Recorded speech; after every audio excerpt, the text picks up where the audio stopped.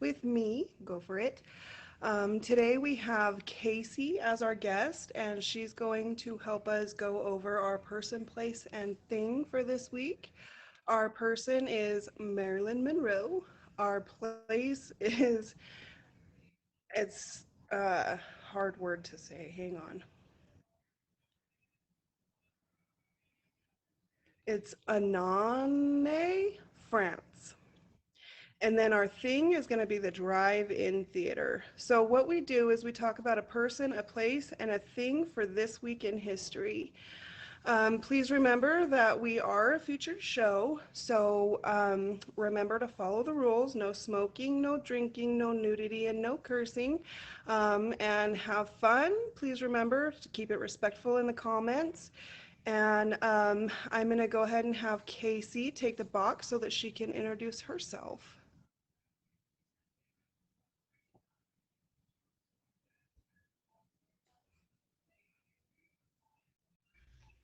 Hi, Hello, Casey. everybody. Good How, morning. I'm so excited to be here. how are you? I'm doing good. I'm Casey. Nice, nice. Hi, Casey. What's your stream about? What do you do? Okay, I primarily stream Monday through Friday, and I'm not really a weekend streamer. That's more like family time since everybody's busy during the week. And I primarily talk about we talk about a lot of sports. We watched the sports playoffs last night. We watched the Celtics lose. We watched the Heat win.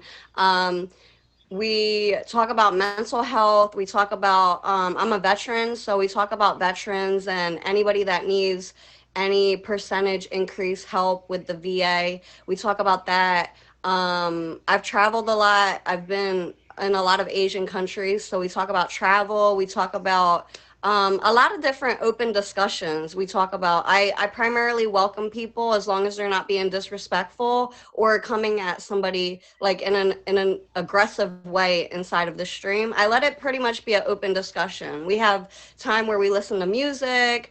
If there's a sports game on, most likely that's what I'm watching. So that's pretty much covering everything in my stream. Nice, nice. Well, it's so good to meet you, Casey. Thank you so much for being here. Everybody in the stream, please make sure that you favorite our beautiful guest, Casey, here, and then go visit her stream sometime. All right, so I'm going to go ahead and have you jump out of the box, but then Okay. request it so you're in the queue, and I'll bring you back after every segment. I am going to apologize ahead of time. My kids are home today. We just started summer, so we're going to see how this works. So our person is Marilyn Monroe. Almost everybody knows about Marilyn Monroe, right? She's pretty much an icon, one of the most widely known women on the planet. So she is an icon of the 20th century for her blonde bombshell image, and it won the hearts of millions around the world. Her journey to Hollywood's most glamorous actually came it stemmed from a childhood of poverty and neglect. She was born on June 1st of 1926 in Los Angeles, California, and as an illegitimate child named Norma Jean Baker. So, as I said earlier, she endured a childhood of poverty, misery and abuse.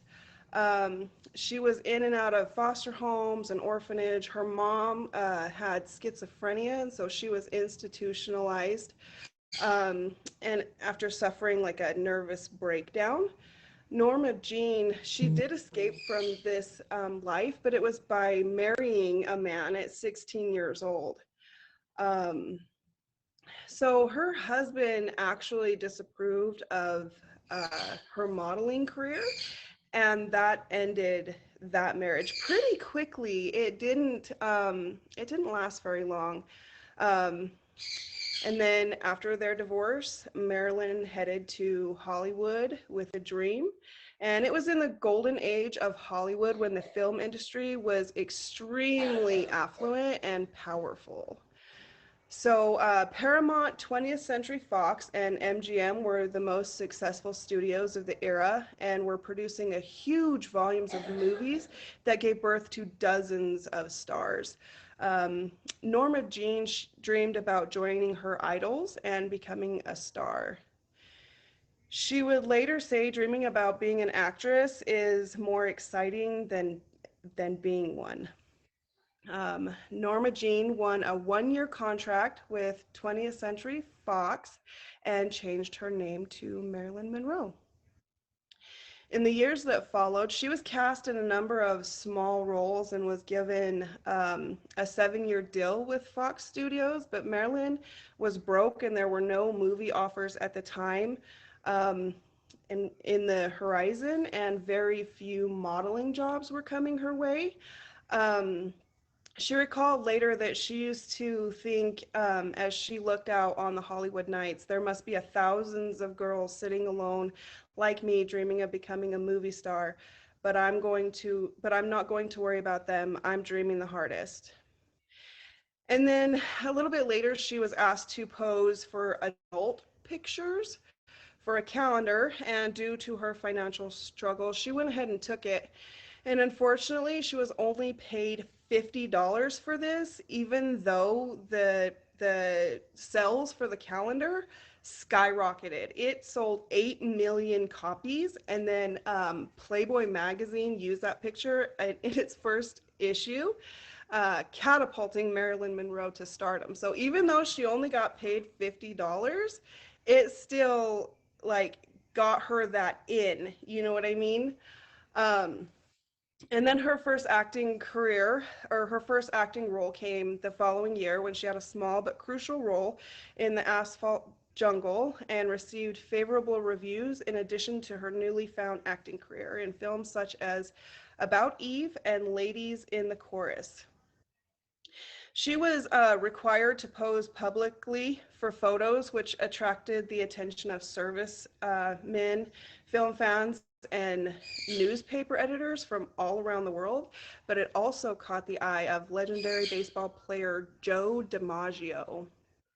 And Joe promptly made contact with Marilyn to ask her out on a date.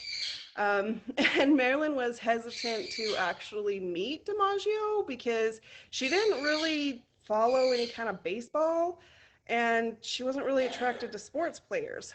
Um, however, she did hesitantly agree to go, and apparently he made a really good impression.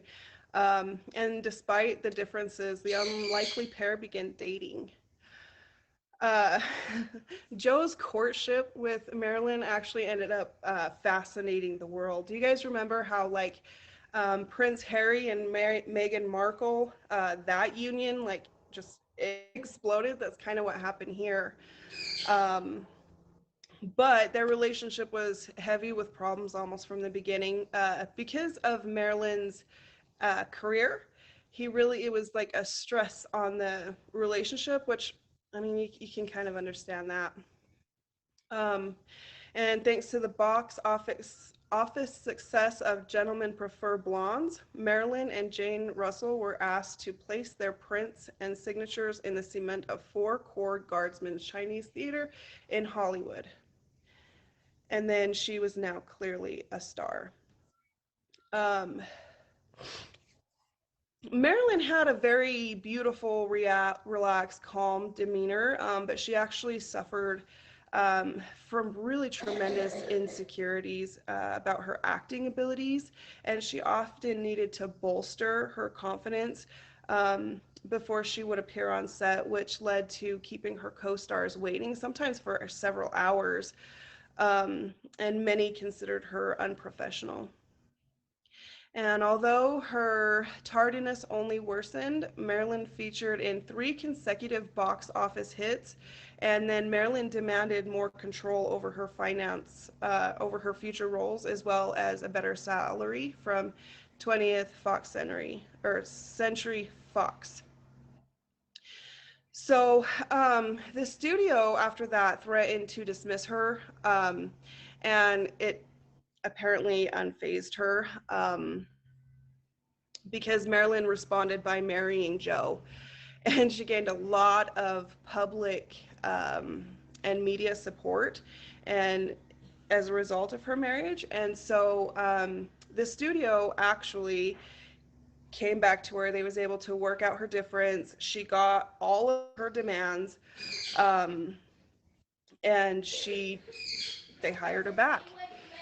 Um, a high-ranking American officer asked Marilyn if she would consider entertaining the troops stationed in Korea, and Marilyn was thrilled at the request, but Joe really was not into that. Like, he was really upset over it because it was so dangerous. You know, this is in the middle of a war zone, an active war zone. And so he was pretty concerned for that. But she went anyways. And so has anybody here ever seen the pictures of Marilyn Monroe in the what do you call it? Mm, the GI slacks. So like that used to be a not attractive look, but she made it look very, very attractive. So let's see. Marilyn would say more than once in her life that the adulteration or the admiration she felt in Korea from the servicemen had helped her overcome her fear of performing in front of large crowds, and it was a high point in her career. Marilyn returned to Japan from her exhausting trip with a 104-degree temperature and a slight case of pneumonia. Um, During the filming of the famous skirt blowing scene, DiMaggio walked out of the set dismayed at the sight of seeing his wife in the famous dress where she's standing above that gray and it's blowing her white dress up, right? Well, he called out, "What the hell is going on here?" And shortly after that highly publicized event, Marilyn and Joe filed for divorce. Um, Thank you for joining Person, Place, and Thing with Go For It, where we talk about a person, a place, and a thing for this week in history. This week's person is Marilyn Monroe, and there's a lot to get through. So if you're just joining us, thank you for joining. That is what we're talking about right now. Um, Marilyn, uh, she became embroiled in another dispute with Fox. She decided to leave Hollywood for New York to study acting, and she formed her own production company to secure better roles. And Marilyn was determined to become a more serious dramatic actress with or without the studio. She befriended intellectuals and started seeing American playwright Arthur Miller. Finally, Fox Studios met Marilyn's unprecedented demands, which included story and director approval. Her salary was boosted to 100,000 US dollars per film, and she was allowed to make with independent producers and other studios. Marilyn's victory did not only become a landmark case, but again, it proved that Marilyn Monroe was a force to be reckoned with. In high spirits, she returned to Hollywood to star in the film. Sorry, guys, hang on just one second.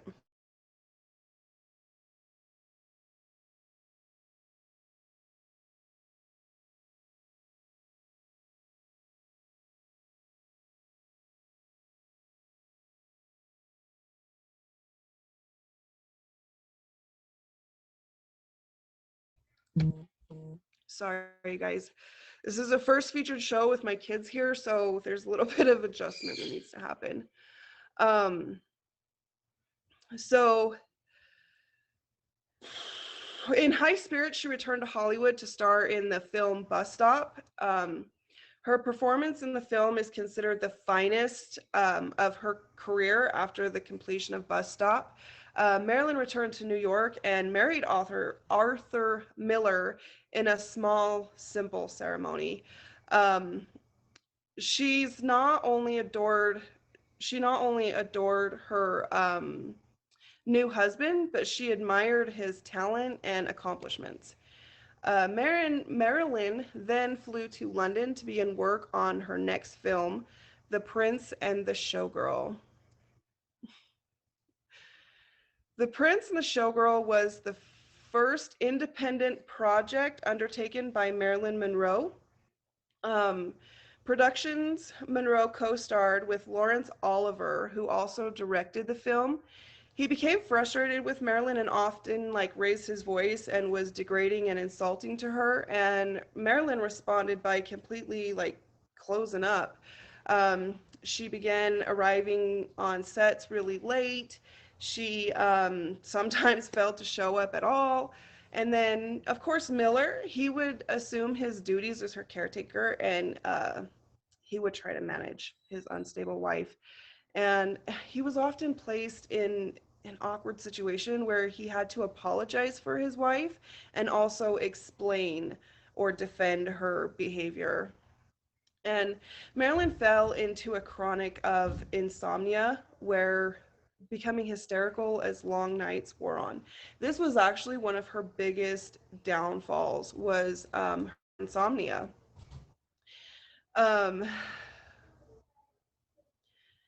so the nightly vigils by her side, it became like a common theme in Miller's life. A clearly disturbed Marilyn once said, I'm trying to prove to myself that I'm a person, then maybe I'll convince myself I'm an actress."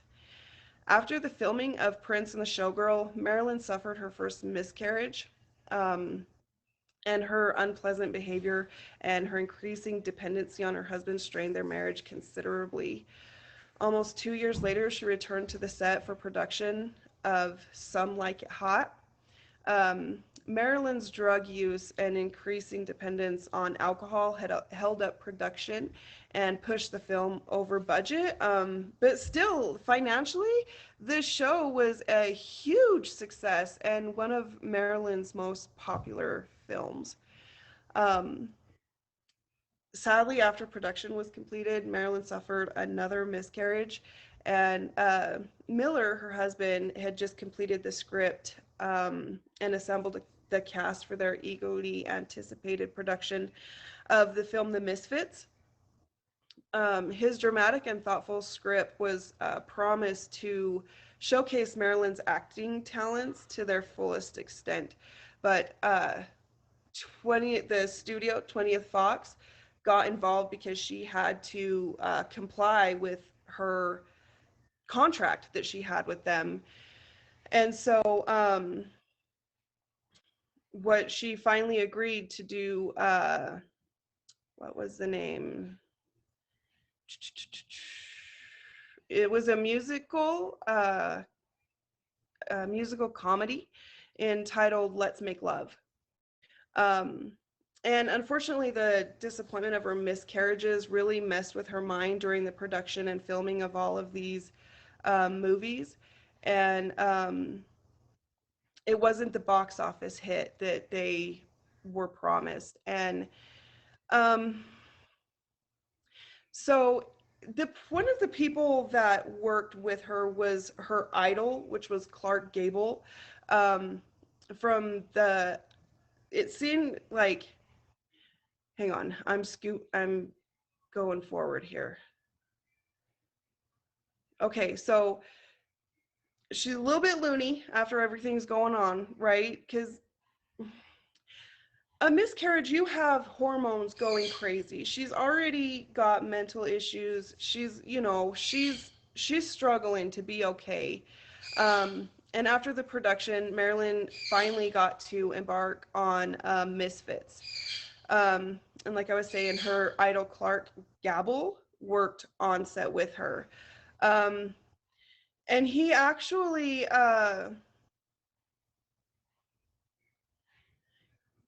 really kind to her on set, but behind the set, he was quite frustrated with her because she was often hours late.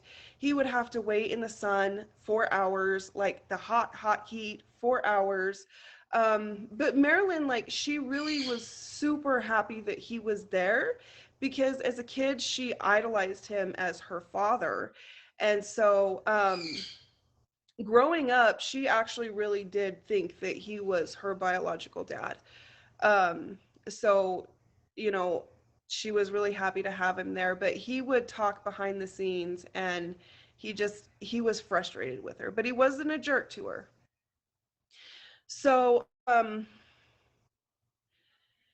the Misfits opened to mixed reviews and had poor box office results. And after the filming concluded, Marilyn and Miller separated, and Marilyn tried to go into seclusion, but her efforts were thwarted because Clark Gable died. He had a massive heart attack, and Clark's widow actually blamed Marilyn, saying her constant delay in starting and having her husband wait for hours in the heat actually contributed to his heart attack. Um, so that was a huge blow to her self-esteem in her mind, thinking that she had a part in the death of somebody she considered to be her father figure. And in her darkest hour, DiMaggio re entered her life and looked after her as much as she would allow until she died. Under the advice of her psychiatrist, she was admitted to the Payne Whitney Clinic in New York and felt dreadfully uncomfortable. So DiMaggio rearranged Marilyn to be sent to the Columbia Presbyterian Medical Center 3 weeks later. So reporters and photographers bombarded Marilyn outside of the hospital doors. You can imagine how uncomfortable that was. And they surrounded her, like screaming terrible questions and tasteless remarks and blocking her exit to her waiting limousine. 16 police officers and hospital security men were needed to get her to her vehicle safely. Um, in addition to her precarious emotional and mental health, Marilyn experienced a variety of physical disorders, as well as she endured a gallbladder operation and suffered from an ulcerated colon and abnormal bleeding from the uterus.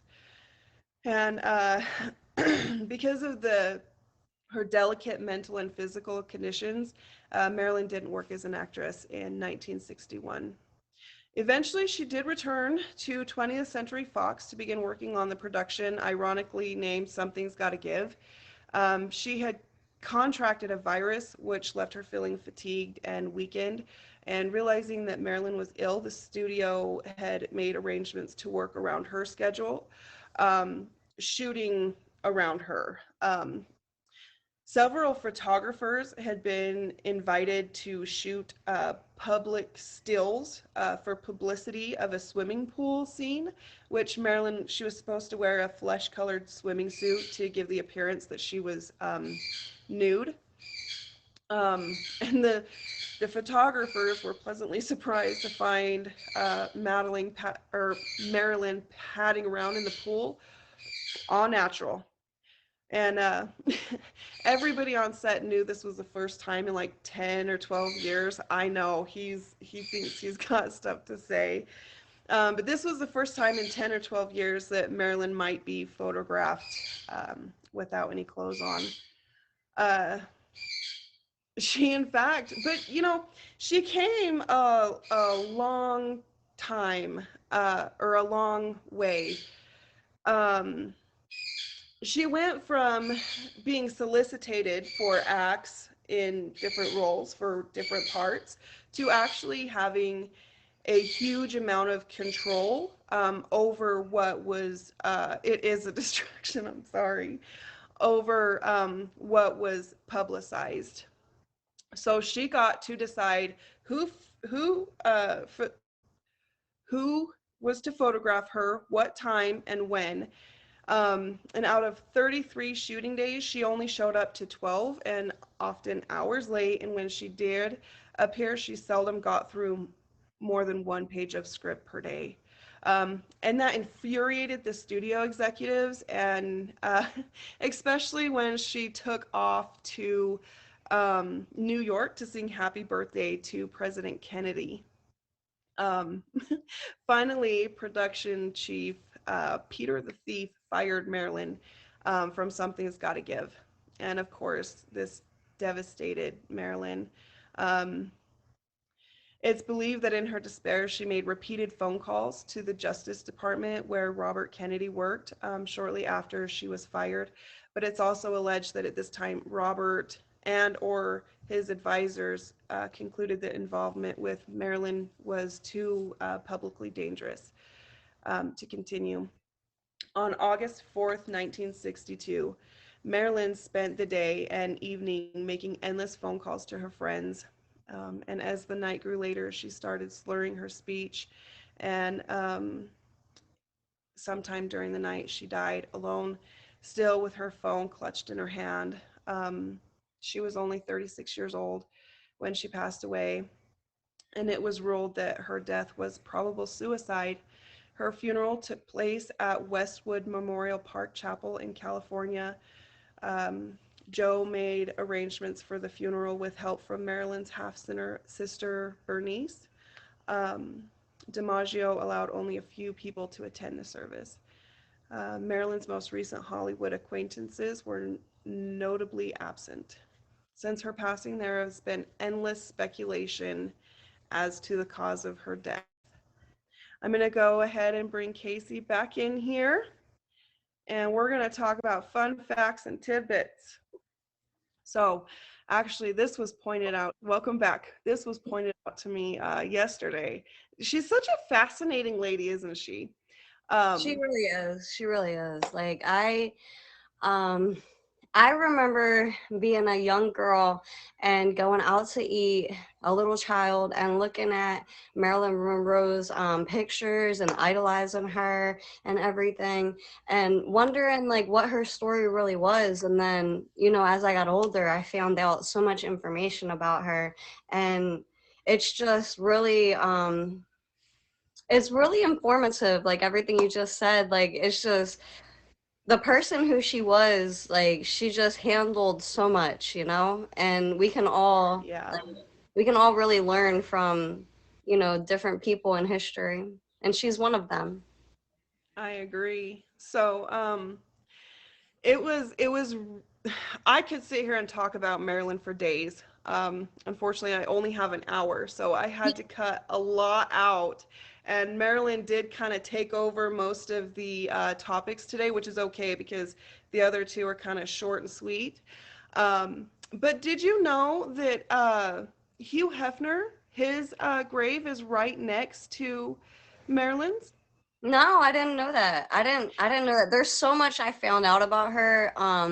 Because I thought I knew a little bit about her, and then I actually did some research today, and I was listening to you, and I found out so much more. Like, I didn't know she was involved with a lot of the people that she was involved with. I didn't know that Albert Einstein potentially had a crush on her. Like, I didn't know a lot of these things. Like, I was like, I'm learning a lot. Yeah, yeah. And also, her stalker is buried above her, but face down, so he's looking over her even in death. How tragic is that? Oh, that's interesting. Yeah, yeah. And actually, Albert Einstein may have actually been her lover. Um, Mm-hmm. Mm-hmm. in late 1940s, actor Shelley Winters shared an apartment with Marilyn Monroe, and in her autobiography, Winters claimed that Monroe had hinted about a diligence with the genius. Mm-hmm. So, have you seen Breakfast at Tiffany's? Yes, I have. Mm-hmm. Marilyn Monroe was supposed to star as Holly Golightly. Mm-hmm. Um, Monroe was writer Truman Capote's first pick to play the lead in the iconic movie adapted from his best-selling novel. According to Baker, who was good friends with Monroe during her time in the limelight, it was thought that that character was actually loosely based on Marilyn Monroe. But the role went to Audrey Hepburn. Um, she once believed that the actor Clark Gable was her father. Um, Monroe's mother had a picture of a man she had once dated on her wall, and he had a thin mustache like Clark's. Monroe asked her mother what his name was, and she wouldn't answer. And In 1935, Monroe went to see a movie called China Seas starring Gable and Jean Harlow. And from that point onward, Gable became the man she thought was her father. Monroe had to literally be sewn into her famous beaded Happy Birthday JFK gown. Did you know that Kim Kardashian wore that actual, like that same exact gown to a Met Gala and ruined it? No, I didn't know that. Yeah, yep. Um, She yeah, and she had to be sewn into that. Uh, believe. Monroe had a disguise to avoid the paparazzi. Yeah. It was Zelda Zonk. She would wear a dark wig and sunglasses, and through that she became a normal person. And you can still buy Marilyn Monroe's signature red lipstick. That I didn't know either. I found that out as I was looking. I didn't know that So I didn't know that her signature lipstick was still available. I didn't know yeah, that. you can still purchase it. Yep. And her home contained an elaborate government grade bugging system to record her calls. So actually, the government does have a recording of an argument between Marilyn and Kennedy the Oh. day that she died. Lots of conspiracy theories. Frank Sinatra gifted her a puppy once. Um, and so that brings us to the quote of the week, which I'm sure most of you can guess it. If you can't handle me at my worst, then you sure as hell don't deserve me at my best. So that's the quote of the week. Do you have anything else to add, Casey? I love a lot of her quotes.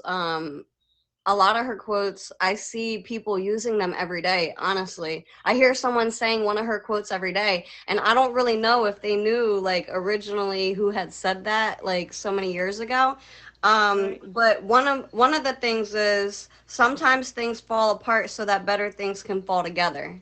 That's one of the things that she had said as well. And Yes. there's so many more famous quotes that she has, and it's just you covered a There lot. really is.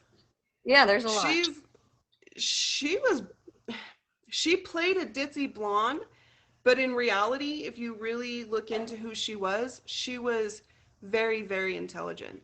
She really was. Um, so, alrighty, I'll have you jump out of the box and we will go ahead and jump right into the thing or the place, which is Annane, France. Thank you for joining us on Person, Place, or Thing. If you're just getting here, what it is we talk about a person, a place, and a thing for this week in history. Our person was the iconic Marilyn Monroe, and our place is going to be Annane, France. In Annane, France, that's where the first hot air balloon took flight, and this occurred on June 5th of 1783. 1783. Okay, so let's get into the story of the first hot air balloon. So, born in France to a family of paper manufacturers, Joseph Mitchell and Jaquez Attain, uh, Montgolfer invented the hot air balloon or globe. So, Aristotic, the brothers had 14 other siblings. So there was the 14 and then the two. So there were 16 children total.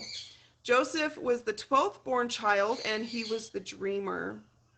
The inventor was Jaquez, the 15th born child, and he was the more practical businessman of the two. And Joseph, who first dreamt of flight. Oh, so he was watching they used to dry laundry out on a string with a fire underneath the laundry to help warm it up and dry it out.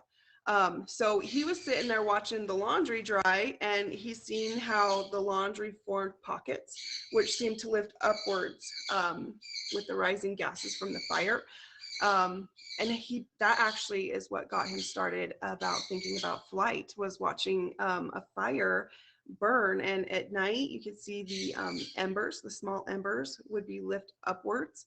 um, And he believed that the embers actually contained a gas, which would allow them to lift. He called this levity.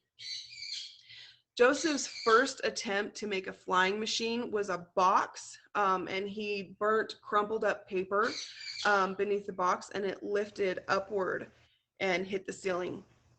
So that was the first successful attempt to fly a balloon.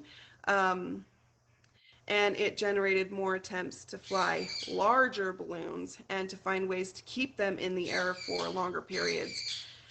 So the first public flight of the Montgomery Brothers balloon took place on June 4th in 1783. This first balloon contained 28,000 cubic feet of air and weighed 500 pounds.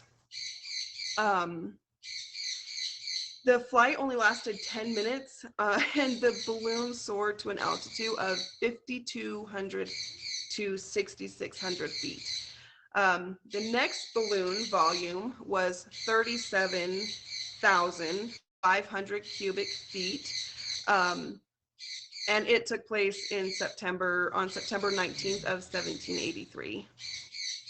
Of course, everyone was afraid of what would happen when people went into the air. Um, but let's see. So they feared what would happen to people when they started flying into the atmosphere. So they used animals to fly the first balloon. It was a sheep, a duck, and a rooster to make the first historical flight. Um, So later, when we ventured into space for the first time, animals were sent first, just to be sure that it was safe. And on the hot air balloon, they decided to use two birds because, they're used to flying. Hey, son, will you please close that door so that your bird will not yell at me? So the birds were not expected to have any kind of ill side effects, even though roosters typically don't get that high. And the sheep was thought because it had the same physiology as a human. And they thought that that would be a good way to test the effects of altitude on humans. It was an 8-minute flight and it went 2 miles at an altitude of 1,500 feet. It was a great success. Um, Finally, a balloon was made to carry humans.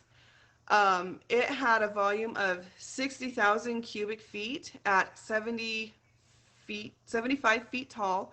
And it had it was blue with gold on it, and in honor of King 16th, there were suns with his likeness put on the hot air balloon. Um, and Jaquez was the first human to fly in the balloon. It was tethered. It had a tethered flight, and it was only 80 feet long. The first free flight of a balloon carrying humans was on November 21st, 1783, at the La Troie de Roger and the Marquis d'Arlon. I'm probably slaughtering that. That was an army officer.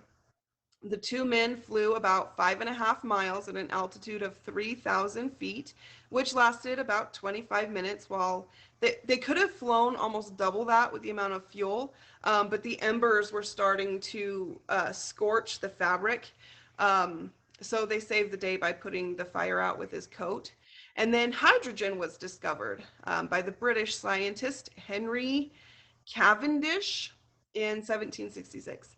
And this led to the development of a hydrogen balloon, and it launched on August 27th of 1783 by Jaquess.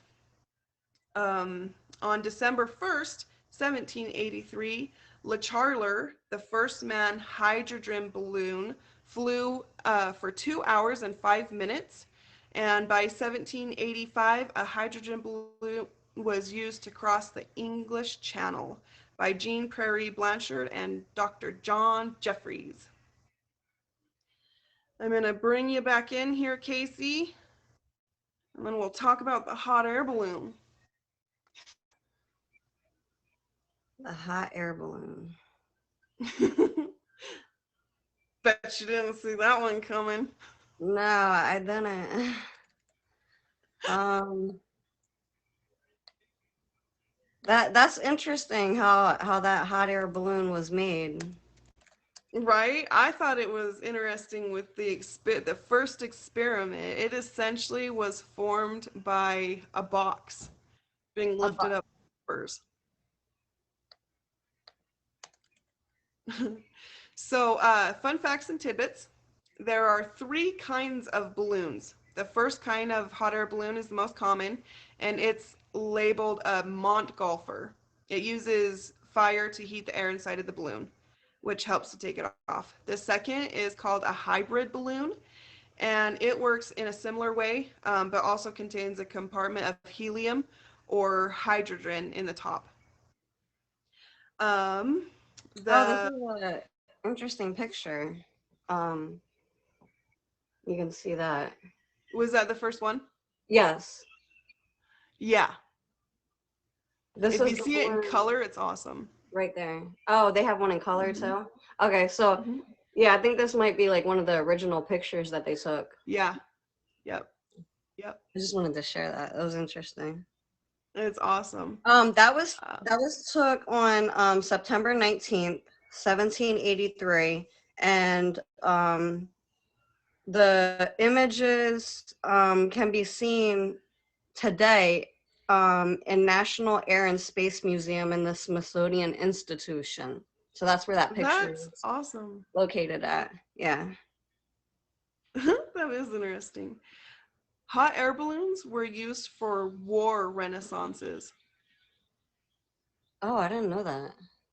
Hmm. And someone invented a glass bottom hot air balloon. So instead of a bag, it's a glass bottom so you can see underneath. Oh, that's interesting. I thought it was pretty awesome. Interesting. That is pretty awesome. Alrighty, so that's all we got for the hot air balloon. What we're doing next is the thing, and it's going to be the drive-in theater. This one's kind of got a really cool starting too. If you're just joining, thank you for joining Person, Place, and Thing, where we talk about a person, a place, and a thing for this week in history. Our person was Marilyn Monroe. Our place was I gotta get up here. Annane, France. And our thing is going to be the hot air balloon. Um, let's see, let's get down there. So, or I'm sorry, the thing is going to be the drive in theater. So in 1928, a young Richard Hollingsted was working as a sales manager at his family's auto parts store in Camden, New Jersey. Hollingsted was a movie buff, but he couldn't share his passion with his mom because his mom was a little bit bigger of a lady and she couldn't fit comfortably into the theater seats of the day. So Hollings had decided to bring the theater to his mother. And what he did is he sat his mother in the family car, and they pull up to this clearing where there's like a tree right here and a tree right here. And he tied two sheets together between the trees and pushed play on a projector. And that is how the drive-in movie theater was born. Was essentially a man trying to share his passion with his mom. Um, Hollingsted was onto something, and he combined America's growing reliance on cars and the passion for car culture with the growing movie industry. He began experimenting with drive-in theater layouts that would allow each car to have a clear view of the screen. And in May of 1933, he patented his concept. And June 6th, a month later, the first drive-in theater opened in Camden, New Jersey, at the park at the Thesterby in 1949. His patent was overturned, and other operators were able to open their own independent drive-ins. And this was at a time where theaters became a staple in American culture. Um, and for the better part of the rest of the 20th century, um, but now there are actually fewer than 300 remaining. So, what happened? You may be quick to point to advancements in technology like television and VHS tape, but that's only part of the story. Um, this is the rise and the fall of the drive-in theater. America in the 50s and 60s was prime for the drive-in theater. Soldiers were starting to start families, the economy was booming, and car culture had officially taken off. And it had actually taken over drive-ins. And so drive-ins were the perfect place for families and young couples seeking some alone time. Throughout these 2 decades, some 5,000 theaters sprung up across the country in the 50s. Um, they were more like a place where people could not only get some kind of entertainment, but also socialize with friends and that kind of thing. You could bring the whole family. You didn't have to worry about the kids making noise or any of those kind of problems. Everybody just piled in the car, and that was sort of your living room. You basically brought your living room to the drive-in. Um, but despite its initial success, the first theaters were, or the first holes were already showing up in the drive-in model. The first being space. The property values of a theater are normally very high, and drive-ins had to be at least 15 acres to be effective and financially stable, and most of them were set up on the outskirts of growing towns. Um, at the time, most were established in towns that were quickly growing. And the country was in the midst of a suburban boom. Americans were leaving cities and flocking to suburbs, making land increasingly more valuable. Between 1950 and 1970, Americans' suburban population nearly doubled to 74 million. For drive-in theater owners, it soon became a more lucrative option to close down their drive-ins and sell the land to developers. Um, but the drive-ins that survived were faced with another challenge. Indoor theaters were starting to spring up, and these guys could play multiple times a day. They could play multiple showings at the same time because they were inside. Drive-in theaters, you have to wait until nighttime. And so they could only play at night, and they could only play one or two a night, right? So they had to compete with that. And then another big problem with the drive-ins is daylight savings time. That's not something that I thought about at all, actually. Daylight savings time being they had to start later. So in the beginning, they were able to start at 7 or 8. And then later on, they had to start at like 10, which discouraged families from coming to the theater because it was so late at night. And then, of course, there was the transfer to VHS where people could record whatever they wanted, and then watch it whenever they wanted from the comfort of their own home. So that was something also that the drive-ins had to compete with. And then they also had another setback when digital projectors came to be a thing because they were about $50,000 a piece. And um, not many drive-in theaters could afford that kind of a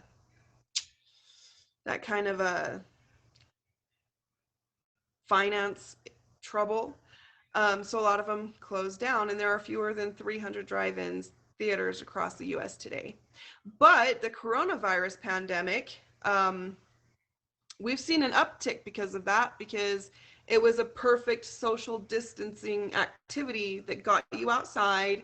It, you didn't have to mingle with other people. We were all, dealing with the same thing. So in America, the drive-in theaters actually started to come back with the pandemic. Um, and earlier July 2020, Walmart actually announced a partnership where it converted 160 of its parking lots into socially distant drive-in movie theaters. Um, so even though this industry has faced a ton of hurdles, it doesn't seem like it's reached its twilight yet. Casey, I'm going to go ahead and bring you in for some fun facts and tidbits. Hi. Okay, I'm back. Yeah, drive-in theaters, fun. I actually didn't know because like I'm born and raised in New Jersey, right? So I actually didn't know that the one of the very first theaters were actually in New Jersey. So that was something interesting to learn. I'm not too familiar with Camden, but I've been there before, so you know, that was fun to learn. And It's something you'll have to look into next time you go. yeah, absolutely. So where I grew up in was New Jersey, so it was south of Camden. So there was one drive-in theater there, and there was one drive-in theater, and as long as I can remember, it's always been there. It's always been there. So I yeah, some fun things about drive-in theaters. So I'm pretty sure. America is one of the first countries that had started the whole drive-in theater, right? And then it kind of like spread out where other countries were also participating in creating these drive-in theaters. So a foreign drive-in theater in 1950s, the European countries like France started also having outdoor cinemas, is what they called it. And throughout much of 1960, that became popular. And the another fun fact is drive-in theaters weren't just for cars. Aircraft pilots liked movies too. So in Uh huh. 1948, the first fly-in drive-in theater was created also in New Jersey, which I had no clue about. I'm like, they got these things, right? So the outdoor theater had room for 25 planes and 500 cars, which I thought Yep. was really interesting. Yep. So That was yeah, that that. I was yeah, they're still around, Skippy. They're still around, but they're very limited. And like Go For It said, they became more popular when COVID hit. So when COVID hit and everything was closed, these outdoor activities had became more popular. And so I looked up to see one of the largest drive-in theaters, and the largest one seems to be in S EUSTIS Estes, Florida. Estes. That's in Florida, Oh. and that's one of the largest drive-in theaters, and it will have 5 screens, and it's even offered RV parking and camping. Whoa. Yeah, so those Five are some fun. screens? 5 screens, 5 screens, and they offer RV camping and parking. Like you don't just have to pull in; you can actually camp there overnight and visit. And they have a RV permit that you can sign up for during your stay and visiting and everything. I'm pretty sure they did that for like tourists that come and visit because Florida Mm-hmm. is a very popular, just to go visit on vacation type of place. Yeah. Yeah, yeah. So I went to Tampa once, um, and I live in the mountains, so it's very dry. So going to somewhere where it is very humid, I was not prepared. It's extremely humid there. It's extremely humid. Depending I on was not especially prepared. depending on especially what time you go. Like during the summertime, during the winter time it's not that bad. And the weather is still like it doesn't get that cold. Like maybe like in the Right, 50s. But the right, summertime, whoo, yeah. right. Well, I went in October, and it was still no thanks, no thanks. Right. Oh, So they Casey, they thank you so much. You're welcome. Thank you so much for having me. I had a lot of fun. This Yeah. was my first time on this show. So it was really fun looking up all the information of the topics that we had. And I'm glad you had me. Thank you so much. I'll be in the Yeah, thank you comments. so much for coming. Thank Everybody, you. favorite our beautiful guest, Casey, please, and then go visit her sometime. She did explain what she does on her stream, and definitely go see her sometime. So we've got a couple honorable mentions, and I'm just going to quickly go through them. Marilyn Monroe took up a lot of time, which, of course, she's a diva, she's an icon, she's a queen, she deserves it. So June 1st, 1801, founder of Utah and patriarch of the Mormon Church, Brigham Young, was born in Vermont. And June 3rd, 1972, Sally Jan was ordained rabbi, becoming the first woman rabbi in the U.S. June 3rd, the Duke of Windsor married Wallis Warfield Simpson in Mons, France, and he actually abdicated the throne because of it. On June 5th, 1968, Robert F. Kennedy was shot and mortally wounded while leaving the Hotel Ambassador in Los Angeles. The shooting occurred shortly after a celebration of Kennedy's victory in the California presidential primary. He died at 1:44 a.m. June 6th at age 42, leaving behind his wife Ethel and 11 children, the last one being born after his death.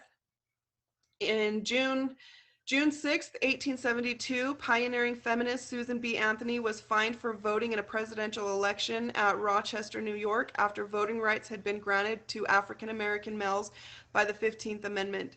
She attempted to extend the same rights to women. She led a group of women that voted illegally to test their status as citizens. She was arrested, tried, and sentenced to pay $100, which she refused. Following her death in 1906, after 5 decades of tireless work, the Democratic and Republican parties both endorsed women's rights to vote. In August of 1920, the 19th Amendment to the U.S. Constitution was finally ratified, allowing women to vote. Um, so that is person, place, and thing. Those were honorable mentions. Next week's show, our person is going to be Anne Frank. Our place is going to be Hong Kong. And our thing is going to be the Wizard of Oz. I'm GopherIt, and I appreciate you all for coming to Person, Place, and Thing. A little bit about my stream while you're all here, if you care to know. What we do on my stream is I founded a nonprofit, a legitimate 501c3 through the encouragement and the support of everybody that regularly comes to my stream. What we did is we all together we designed a box that I cut with my CO2 laser.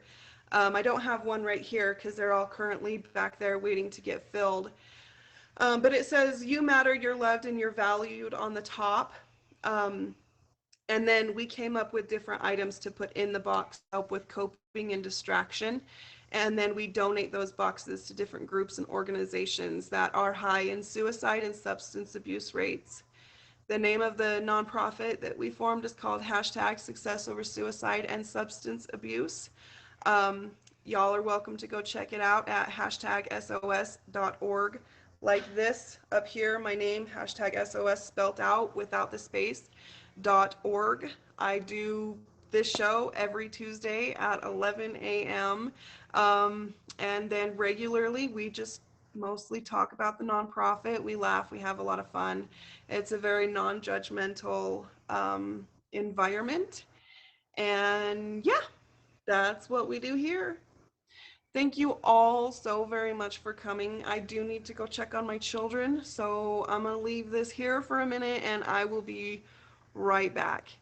Emoji J, thank you for wrapping everything up. If you guys would like to be on the show, please get a hold of my admin, Emoji J. He's quite amazing and he will hook you up. Definitely. I'll be right back, guys. You too, Casey. Thank you so much for being my guest.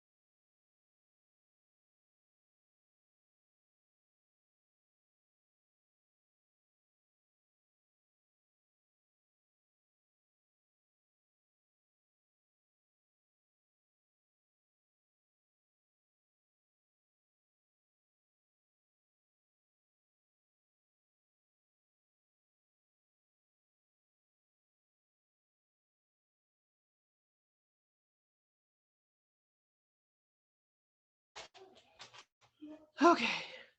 Crazy A, how was your day?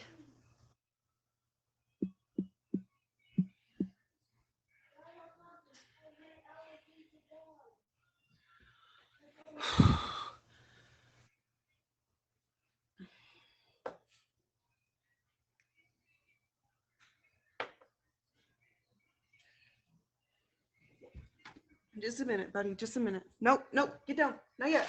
Get down. You can't come up here yet. No, get down. You've got to wait. I gotta scoot you guys over. Hang on just a minute. Ooh, good morning. Good morning. I gotta scooch over so that my dog can fit up here. My dog.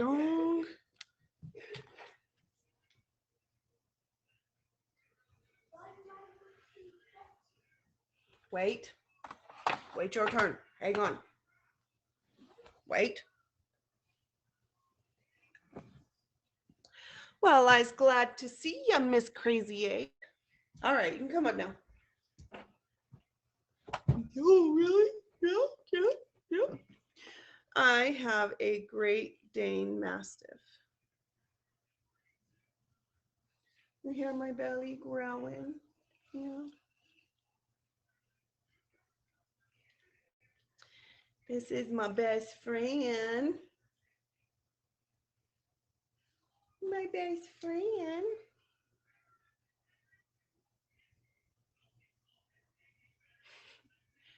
Good, you do have kissable cheekies. No, I don't want no kisses. I don't want some. Your breath smells like butt.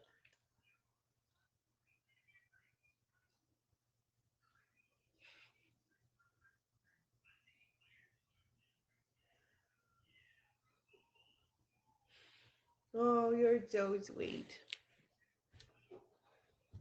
He is a big boy. He does. He's gonna lay right here with his head on my leg. As per usual, really. That was a good show. I think it was really hard to limit Marilyn Monroe because there was so much more I wanted to say about her. I didn't even touch on the conspiracy theories. I could have made the whole show about her and probably the next one too. Maybe I'll do like her death, the conspiracy one. Yeah.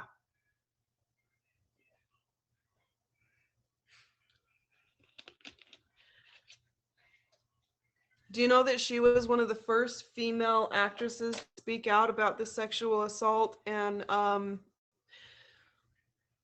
propositions that go on in the movie industry?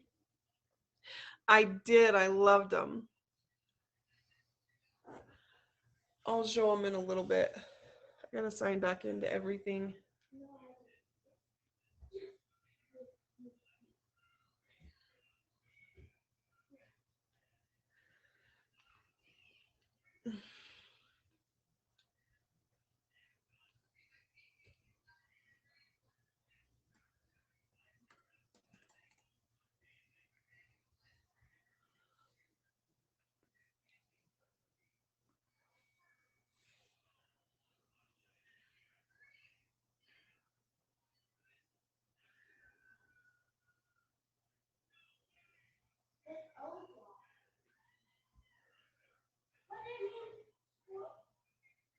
Okay, this one shows Hugh Hefner and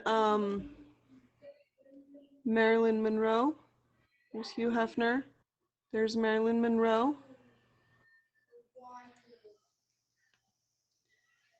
And here's Marilyn Monroe's grave.